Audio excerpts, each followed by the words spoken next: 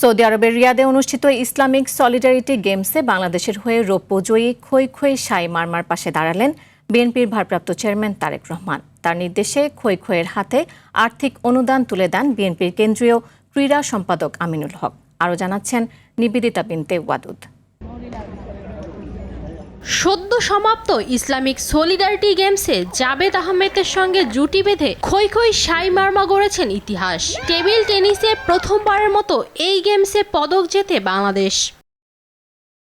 তবে যার হাত ধরে বাংলাদেশ লিখল নতুন এক ইতিহাস, সেই খই খই মারমার জীবন পার হচ্ছে চরম দারিদ্রতার মধ্য দিয়ে। তার ভবিষ্যৎ সাফল্যের দারিদ্রতা যেন বাধা হয়ে দাঁড়াতে না পারে, সেজন্য পাশে দাঁড়ালেন বিএনপির ভারপ্রাপ্ত চেয়ারম্যান তারেক রহমান।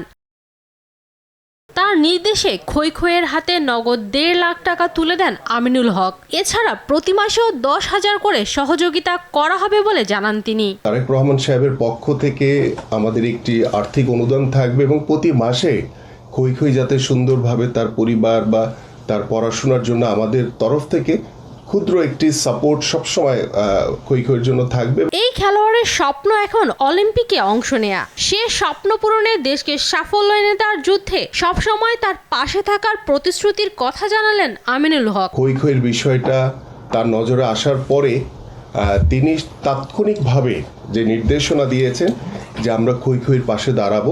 আবেগে আপ্লুত খই খই মারমা কৃতজ্ঞতা প্রকাশ করেন তারেক রহমানের প্রতি, জানান এমন সহযোগিতা তাকে ভবিষ্যতে আরও উৎসাহ যোগাবে। নিবেদিতা বিনতে ওয়াদুদ, RTV।